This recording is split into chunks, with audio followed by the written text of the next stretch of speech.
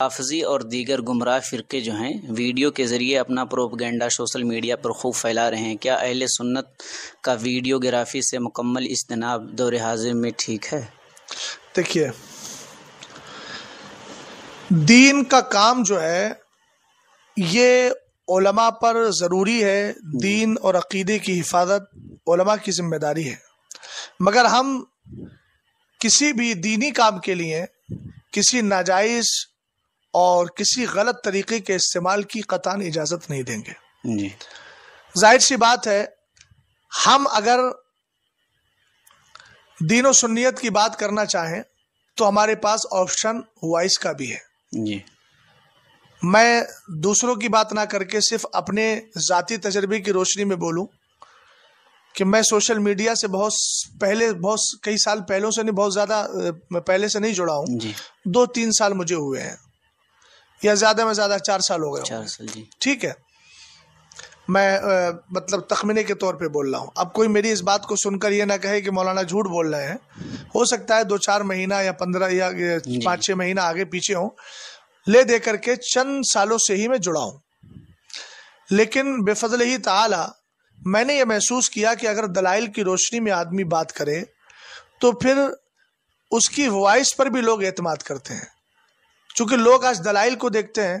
بے فضل ہی تعالی اس وقت میرے 1,60,000 سبسکرائبر ہیں، جبکہ میں ویڈیو میں نہیں آتا، تو میں نے اس سے اندازہ لگایا کہ ہم نے کہیں نہ کہیں یہ ماحول دیا ہے۔ اچھا، دوسرے کیا کر رہے ہیں، دوسروں کا طرز کیا ہے، دوسروں کا مذہب بھی غلط ہے، دوسروں کے افکار بھی غلط ہیں، دوسروں نے جو طرز لیا ہے، اب اس طرز کو ہم حجت اور دلیل بنا کر یہ کہیں کہ صاحب اسی طرز سے کام کریں گے تب ہمارا کام ہوگا، میں اس کو نہیں مانتا۔ اگر آپ آڈیو کے ذریعے بھی اپنی آواز کو دوسروں تک پہنچانا چاہیں تو قوم سنتی بھی ہے اور اس کے نتائج بھی سامنے آتے ہیں۔ جی حضرت، لیکن جس قدر جو ہے سوشل میڈیا پر آج دیکھا جائے تو کوئی بھی مسئلہ مسائل سرچ کرے اگر عام سننی ہی تو سب سے زیادہ انہی کی باتیں آتی ہیں، ہمارے تو اس میں جوائن ہی نہیں ہے زیادہ تر لوگ۔ تو اب اس کے لیے کیا ہے، اس کے لیے جو ہماری نئی نسل ہے جو سوشل میڈیا کے تعلق سے بہت کچھ جانتی ہے، ہمیں اس کو ملا کر اور اس پر کام کرنا چاہیے۔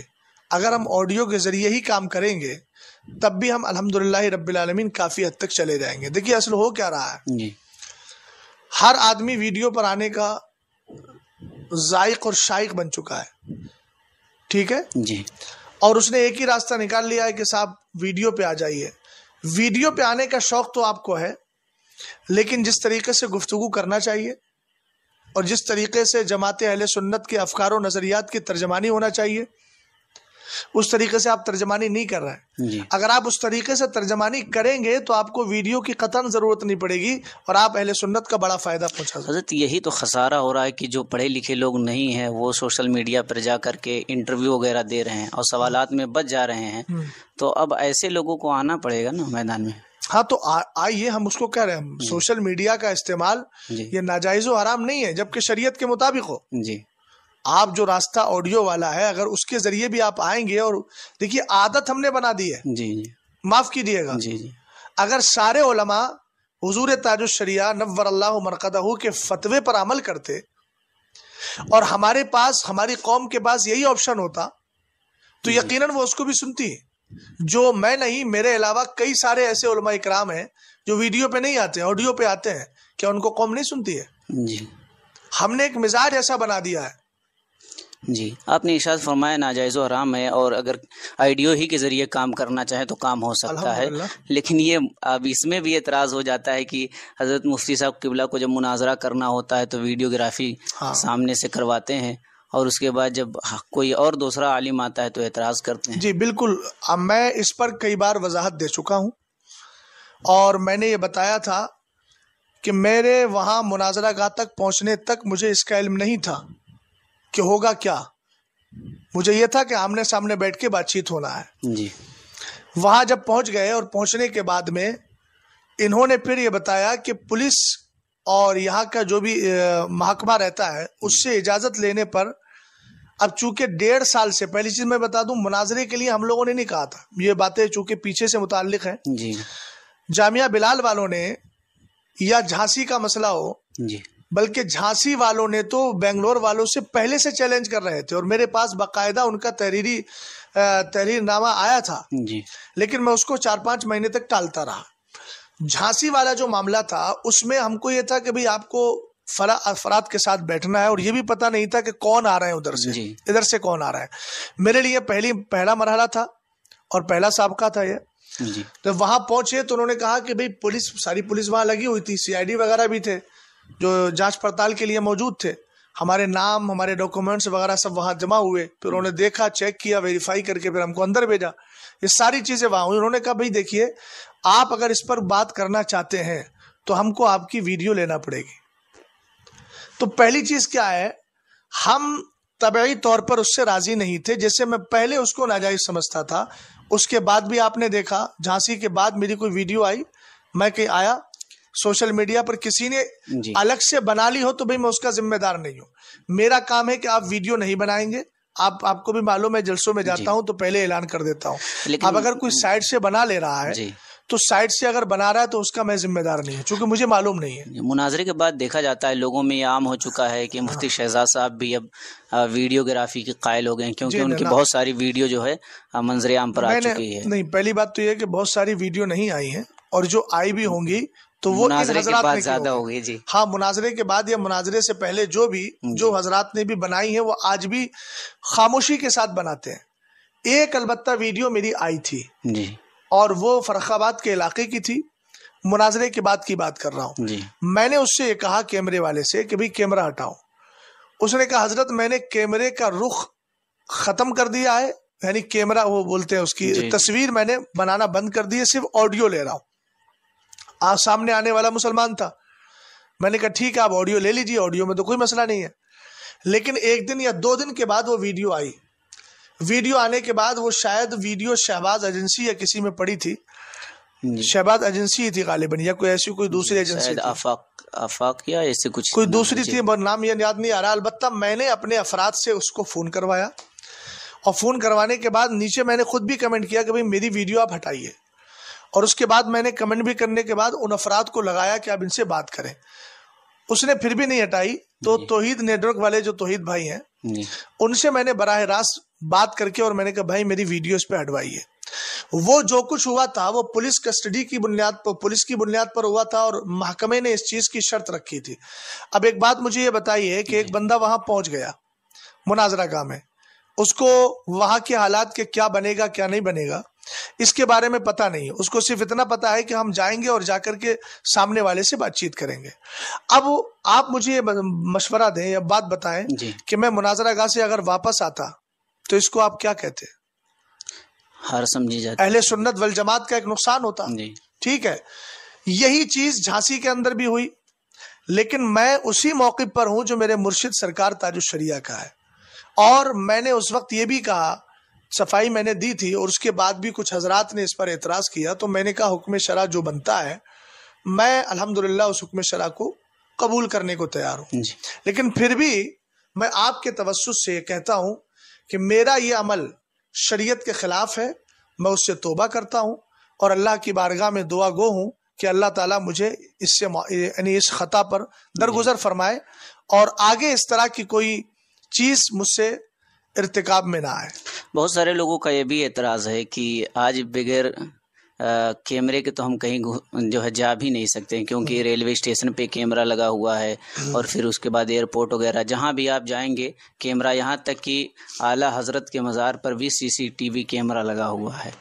تو لوگ کہتے ہیں کہ اگر جو ہے ناجائز و حرام ہے تو اعلیٰ حضرت کے مزار پر، درگاہ پر یہ CCTV کیمرہ کیوں لگا ہوا ہے؟ دیکھیے، پہلی بات تو یہ ہے کہ درگاہ اعلیٰ حضرت پر کہاں لگا ہے CC کیمرہ، مجھے تو اب تک اس کا علم نہیں ہے، اور جس چیز کا مجھے علم نہیں ہے میں اس پر کوئی بات کرنا نہیں چاہتا۔ لگا ہوا ہے، ٹھیک ہے، وہ آپ کہہ رہے ہیں، لیکن یہ ہے کہ میں ابھی نہ میں نے کہیں دیکھا ہے اور نہ مجھے اس کا علم ہے۔ جو چیز میں نہیں جانتا اس میں بات بھی نہیں کروں گا۔ البتہ رہا یہ مسئلہ کہ مال وغیرہ ہیں یا مطلب دکانیں ہیں یا ایئرپورٹ ہیں، یہ ساری چیزیں ہیں، دیکھیے انسانی ضروریات اور انسانی حاجات ان سے کسی کو مفر نہیں ہے، کوئی آدمی بچ نہیں پائے گا۔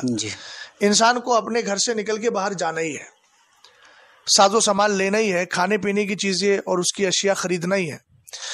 یہاں ایک مسئلہ آپ سمجھیے گا مجھے یاد پڑتا ہے کہ حضور تاج الشریعہ نور اللہ مرقدہ سے کسی نے سوال کیا تھا کہ حضور یوٹیوب پر چینل بنانا کیسا، جی، اور اس چینل پر جی، کبھی ایڈس وغیرہ آ جاتے ہیں، تو حضور تاج الشریعہ علیہ الرحمہ نے فرمایا کہ ایک ہوتا ہے سبب اور ایک ہوتا ہے مباشر.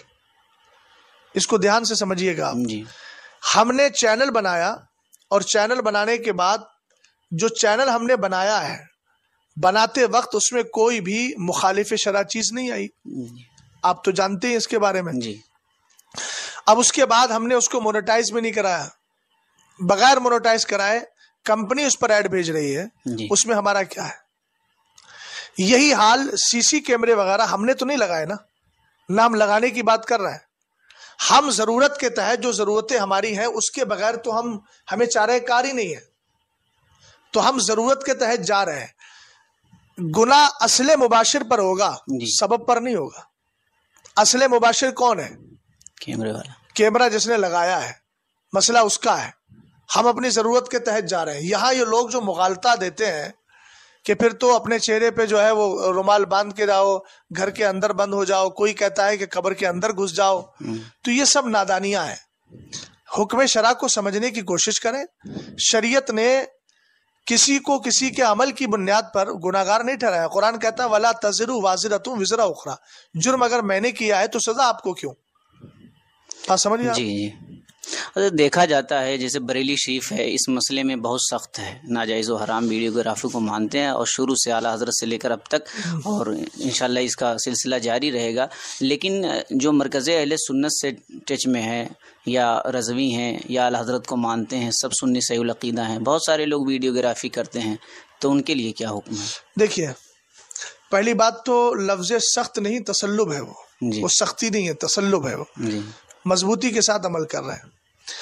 دوسری بات یہ ہے کہ چاہے وہ بریلی شریف سے مرید ہو یا کسی اور طرف سے، حکم شرع سب کے لیے برابر ہے. ایسا نہیں ہے کہ ہمارے سلسلے سے، اس سلسلے سے جو لوگ مرید ہیں اور جو ہمارے پیر بھائی ہیں ان کے لیے ہم کہنے آسانی ہے.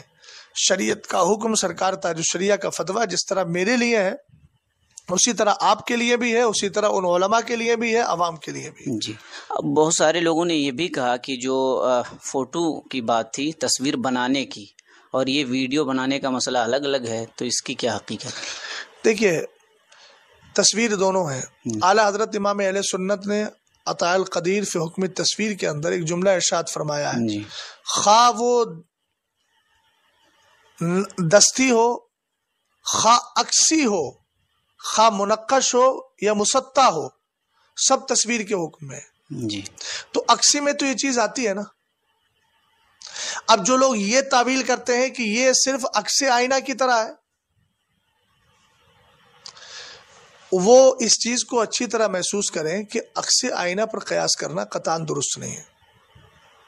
جی، اس لیے درست نہیں ہے جی، کہ اس میں سارے مواد کو محفوظ کیا جا سکتا ہے. 10 سال کے بعد بھی دیکھنا چاہیں تو دیکھ لیں گے، لیکن آئینے کے سامنے کھڑے ہو کر اگر دائیں بائیں چلے جائیں تو آپ جانتے ہیں کہ جب تک آئینے کے سامنے ہے تب تک وہ آپ کی شکل نظر آ رہی ہے، اور آئینے سے ہٹ گئے تو شکل پھر نظر نہیں آتی، وہاں محفوظ نہیں ہوتا ہے. بات سمجھ گئے نا؟ جی، جی. جب پڑھیں گے اس کی تفصیل میں جائیں گے تو صورت قارہ غیر قارہ کی پوری تفصیل سامنے آئے گی. بہت سارے اعتراض اس میں ہو سکتے ہیں، کیونکہ جتنے جلسے ہو رہے ہیں لگ بھگ 99% لائیو ویڈیو وغیرہ سے پروگرام چل ہی رہے ہیں. بہت سارے اعتراض ہو سکتے ہیں، لیکن ہم تھوڑے سے، اور کیونکہ آپ کے پاس وقت نہیں، کم ہے. میں ان سارے اعتراضات کے لیے صرف ایک ہی جملہ یہ بولنا چاہوں گا. جی، ہم کسی بھی مسئلے کو سامنے رکھیں تو اس کو دنیاوی ضرورت کی نظر سے نہ دیکھیں، ضرورت شرعی کی نظر سے دیکھیں. یہ گڑبڑی کہاں ہو رہی ہے؟ لوگوں نے دنیاوی ضرورت کو شرعی ضرورت سمجھ لیا ہے. مثال کے طور پر آپ کہیں یار پانی دیجیے، مجھے پینے کی ضرورت ہے، جی، جبکہ آپ اگر 1-2 گھنٹہ پانی نہیں بھی پئیں گے تب بھی زندہ رہ سکتے ہیں. جی، تو یہ ضرورت دنیاوی ہے.